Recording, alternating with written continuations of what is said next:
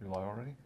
We are live. Oh, now we're live. Welcome to Hyperfish HQ. I like the studio. Isn't it cool? Do you like our white walls? It's very white. I feel very white. I feel very white. I mean, it's getting pretty hot in here with all these lights. Yeah.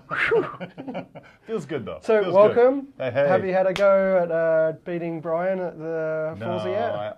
I had to go, and I raced, I was leading by a significant margin for 2 out of 3 laps. Yeah. And I got distracted on the 3rd lap and caught a corner. But it was funny because after I was way ahead of Brian, and then as I'm coming around on my 2nd lap, there's tires all over the place. Because he hit the wall 3 different spots. Right? There's tires everywhere. Evidence has been recorded. Oh yeah, exactly. Yeah. So you're here for a SharePoint Dev Kitchen. Nothing wrong about saying that, but obviously you can't say anything about what you've heard this week. No. As a previous Microsoft person, I would chop your neck off if you did. So no, I'm not going to do that. That's not good for self-preservation anyway. It's been interesting though. It's been a really good dialogue with everybody. I really like the way this team is working too. A lot of really good dialogue with them. Hello everyone, and I'm going to quickly do a backup recording as well. Oh, smart, yeah. Just in case. We already have Mark correctly crash my Mac. Well, I mean, it's Mark. Next Mark. Yeah, it is Mark. It's like, the whole lot came down. Doesn't like jQuery or something? jQuery accordion JS. Yeah. Sorry, Mark. I've had him on the show now, so it's okay, I can say this. Oh no, we always make fun of him. That's what Mark likes to do. He's been making us bacon every day too. We have a house. I saw the photos. He bookended the day with bacon. Yesterday morning, every morning he's gotten a piece made bacon, right? And then we have an Airbnb this week. So there's about 4 of us that are together, and Mark gets up, makes bacon, and then last night we're out to dinner, and they gave us all salads, and there was a little bowl of bacon, and we hid it behind the candle so he couldn't see it when he went to the restroom, and he came back, and we had all of our salads, and we all ate salads, and they took everything away, and he looked over, and he's like, where'd that come from? He literally, it was in a little bowl, and it had a spoon. He took the bowl and the spoon and just started eating the bacon. I'm like, so yeah, Mark book into the bacon. Looking up for his reputation of Bacon Master. Absolutely, he has to, right? Yeah. So SharePoint Framework, you've been in the SharePoint space for a long time. Yep. You pretty much taught me SharePoint 2007 WCM. I jumped into that space in Australia, bought your book, finally got to meet you for a while. We've been good friends ever since. Yeah. But you've done it with SharePoint 2010 with the sandbox solution model, and you did it again in 2013 with any model in terms of books and blogging and stuff. Yeah. You're doing this again now with your new company. Yep. So do you want to explain to the guys what that's about? Yeah, sure. So I've done a bunch of training in a bunch of different ways, right? So hands-on training, I've done it online, live online, video-based training, and now I'm doing things more, I've done it for other people, but now I want to do it myself. I want to have my own platform. I want to be able to host it on the entire message and own the engagement and everything with all the students. And so I created a new business called Voitanos. Yep. And it really is just, think of it as just a brand for me to put my training content on. It's not like a big training company. It's not like I'm trying to compete with the big video training guys. It's my training courses, and I put on the site, done. Yep. And the first course that I'm working on is about SharePoint Framework. It's called Mastering the SharePoint Framework, and I'm putting it out in like 3 different bundles, kind of like 3 different pricing plans. But it's really for the different people. You don't want to. It's always hard to build a class and then say, well, here's the advanced version of it. No one wants to buy the advanced version. Yep. So really what that advanced stuff comes down to is not like saying, I want to build a web part and now I want to build a really hard web part or something like that. Instead, it's more, hey, I'm a normal developer, your average developer, and I just need to know how to build stuff, maybe test some stuff, maybe do a couple other things, but I don't need to know about continuous integration and deployment. I don't need to go advanced with testing and like mocking and stuff. I don't need to know how to change my build pipeline. So that stuff goes in like the more advanced kind of stuff. And so that's going to be the more ultimate. And that's really more for like, it's targeted to, are you a consultant? Yes. Well, maybe the middle one's for you. Right? I'd love for you to buy the big one, but the middle one's for you. Yeah. But if you're an enterprise, really you want that ultimate bundle that's going to really cover everything. Development you're going to cover. It's much more like you want to be, if SharePoint is your thing and you are 100% SharePoint developer, the ultimate bundle is going to be the right thing for you. And so, like, if I'm a SharePoint Framework guy, Mark Rackley was just talking about it from the perspective of he didn't like the term citizen development, but he couldn't come up with a better term, so it's citizen developer. I don't like the term either. I just don't think there's an easy way of describing that group of people that isn't quite an information worker that's just copying and pasting code, but isn't quite in a IDE in Visual Studio doing check-ins and automated builds. They're kind of in that middle. Yeah. If I'm either in that space, or I don't even technically like the word pro developer because Rackley's professional too. Otherwise, he wouldn't be traveling around the world speaking. To me, I think, I mean, it's a developer, but it's more like I don't want to say like if I compare myself to Mark Rackley or like to Mark Anderson, I don't like to put people at like, I would say I'm at this level and then he's at this level. I don't think that that's fair because you're doing different things, right? And it's really just what kind of development do you do? You're more kind of, putting things together, you're more kind of gluing things together, you're more scripting stuff. Then you're doing more like reliable packaging with like testing and that kind of stuff. Anything that's a little more robust. That's not to say that if it's not robust, it's not good. So it's hard to phrase it, but everyone seems to put that as like a pro developer and then a junior or script developer. It's just such a crappy way to describe stuff. But so for the group that aren't doing like the continuous integration, they're not worrying about dev, test, and prod, and they're kind of writing script directly into SharePoint. What's been your experience? And Mark's talked about this a bit already, but what's been your experience of people that have been down that path and their exposure and trying the SharePoint framework? It's rough. It's rocky. It's a bumpy thing, and I think it's primarily because some of them are familiar with what the phrase that likes to be used is the modern dev tool chain. And so they like to say, using things like open source tools that are all built on top of Node.js, like the Yeomans, the Gulps, using something like a VS Code or a WebStorm or Sublime to do all your editing.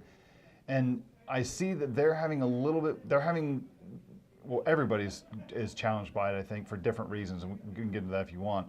But I think that group's having a challenge because they're being really forced in a hard way into two technologies that they may not be familiar with. Most of them are not familiar with it. And they're really different from what they're used to doing. One of them is it's like a baseline they have to have in their environment before they can get going. Yeah, I think it's one of them is with you really pushed in a hard direction to go with TypeScript. Personally, I'm a fan of it, but I get why it's new to some people. And so it was interesting sitting with Mark this week, and when he was working on stuff, he's like, I don't want to do TypeScript. I'm like, look at your code. That's TypeScript. He goes, no, that's JavaScript. I'm like, that's TypeScript. It's the same. He's like, well, how is it? I go, hover over that thing right there. And he saw a little thing popped up and it said HTML element. I'm like, that's a type thing. You can actually go hit that and hit dot and see the stuff that comes up. He pulled it up and I said, see how that thing's expected string? Give it a number. And he got a squiggly there. I'm like, that's all TypeScript. TypeScript you know a lot more, but that's all you really got to. It's fundamentals. That's what you need to understand. And he seemed to kind of have a little bit kind of click there. The other thing, and to be fair, TypeScript is also tripping up a lot of the server-side guys. But the other technology I think that is really messing them up is React. Because the syntax for React is very different than anything else that people have seen. It's a mix of JavaScript and HTML and XML, and it's all mashed into one. And it was very interesting, especially this week at the Dev Kitchen. It's been very interesting watching people's reaction to React. and React is the way that they're primarily in Microsoft building the framework, the components they're building themselves. But do you have to use React? Could you use Angular or some other, name a framework? So I'll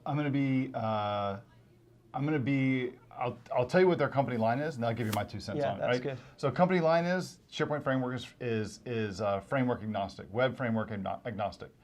What Microsoft has done is the OneDrive Design Studio has come up with the Office UI Fabric, which is their design language. It's what makes Office and Outlook and Word and SharePoint and OneNote and OneDrive all look kind of familiar. Same way when you go over to Google, Android and Google Apps and all those things, and Google Maps, they all kind of look and feel the same way. Material. They use Material Design. That's their design language. And what Microsoft has done is that in taking Fabric, Office UI Fabric, they then took React and made these components like real, more than just CSS. And so you can have like a drop-down component, and it's a reusable thing that you can use in your app. Not a select box, but drop-down component so it looks and feels the same way, but it's implemented using React. SharePoint uses it, OneDrive uses it, a lot of properties around Office are using it. So Microsoft is kind of standardized on React. Now, the SharePoint Framework guys from Microsoft will tell you that the SharePoint Framework doesn't care what framework you use. But that's true. You can use Angular, you can use Vue, Handlebars, Knockout, Vue.js. You can use all of those. The one that you can't really use, and I know people are going to probably debate this, is Angular 2 or Angular 4. It's really not viable. It doesn't work. I mean, there's a way to inject it on the page, but it's not. Angular is my favorite, but I have to, and it pains me to say it, but you can't use it in SharePoint. Okay. Angular 2 you can't. Angular 1 you can. Right. Right, just fine. But do you think that could be something that's fixable in the future for them, or? It's not Microsoft's responsibility to fix this. The Right, fundamental issue is the way that Google built Angular for performance reasons, Yeah. and the way it's architected is built for the developer to own the entire page. So like a single page application rather than being single page part of something. Yeah. Well, so the way I describe it is that it's made to own it's made for the developer to own the experience of where it's going to go. It's not made for the developer to build something with Angular and give it to somebody else for them to compose multiple of these things on the page, like web parts. Yeah. And because it's not made for that, it doesn't work well in a SharePoint experience because it's composable. Right. So it really is more on the Angular team to do something to change that. Yeah. But I think that they've talked to the SharePoint team, but I don't think that the Angular team is going to invest that to get that done. Okay. It's disappointing, but it's not. I wouldn't say it's Google's fault or it's Microsoft's fault. It's just the nature it's the state of how things are right now, and I don't think that you're going to see Google invest the resources to do that. But I mean, we don't know. So what's disappointing is that it's very clear from the SharePoint team that if you choose not to use React, then you're having to do a lot more work on your own to do the UX style of your app, the UX part of your app. They give you a lot of controls and a lot of components in React, but if you want to go use Angular, you can totally do it. Yeah. But you have to have something that's implemented the Office UI fabric in Angular. Right. Now, Okay. not the React one. And you have something for that though, right? I do, but it needs some work. Yeah. The NG Office UI fabric. I did that off the first version of the Office UI fabric. Yep. While I was still in Microsoft. Yep. We did it. Or it came out. I even bought the domain officeuifabric.com, and Microsoft was like, "Holy crap! Why didn't we buy the domain?" And I didn't sell it. I gave it to Microsoft. I can't believe I did that. So nice. I shouldn't have done and that. Stupid. Yeah, I know. It was really dumb. Anyway, so especially somebody who's trying to sell stuff right now, it's really dumb. But anyway, the next thing that we need to do is that you can either the V1 of the Office UI Fabric use something called Modern Design Language V1, so MDL1. Yeah. They made a whole reset to it, and so they did a whole bunch of changes to it, and that's when they went to Fabric version 3, and then everything from version 3 and forward has been using MDL2. So a lot of new CSS classes and stuff like that. Right. A lot of the designs kind of changed. Our library doesn't do that. Right, it doesn't do MDL2, and so we need to actually get it to that MDL2 point, so it's has much more feature parity, and then you could use Angular 1.6 or higher, 1.6 or 1.x with this library to do your SharePoint Framework stuff. So essentially, in a nutshell, there's a little bit of a hurdle on TypeScript. There's a little bit of hurdle on tooling, which Bill Baer just did a good post, because I'm sure he's kind of doing the same experience for a Mac, like what you need is a bare minimum to run. Yep. But I think there's a lot of positives to this framework as a developer, right? Like, I don't want to dwell on the, oh my God, it's going to be so hard. But the benefits of doing this, even from a career perspective, from the days of old as a add-in model developer, or even a server-side developer in the full trust code, there's a lot of benefit to moving down this path, right? I think so, and I'll give you a couple of reasons why I like it. I'm not a Visual Studio kind of person. I have been for 10 years. In the last few years, I've really enjoyed this more open source model. The more open source model and the tools that open source developers commonly use. So I like tools that are built on top of Node. I like how small they are. I like how specific, laser focused they are on what they do, and you can put everything together that you want or replace different pieces of it. The thing that I think with the SharePoint Framework guys and the people who are getting into it, the way they need to look at this tool chain is, while there's a lot of pieces to it, everything's built on top of Node. So you have Node, you have Gulp for doing the same thing we do MS Build with and .NET. You've got Yeoman, which is the same thing that does File New Project and Visual Studios, give us the scaffolding. You've got Webpack, which is really not an equivalent thing inside the .NET side, but it basically, you have C# files, you compile them into a single DLL. Webpack basically pulls all your TypeScript files, transpiles them to JavaScript, puts them in one bundle. It manages that stuff for you. Of all of that stuff, there's only two pieces to that developers really need to pay attention to. One is NPM, understand how to get packages and how to update them. That's the only one they really have to know, and then they really should know TypeScript. Then you give them that. Webpack, forget about it. Right. Act like it's not even there, because frankly, you don't even ever have to touch it. But and then once you've learned those things, the opportunities go a lot further for you as a developer than just being a SharePoint guy anymore. I think so. Yeah. I think so, and not only because of that. I think that we see.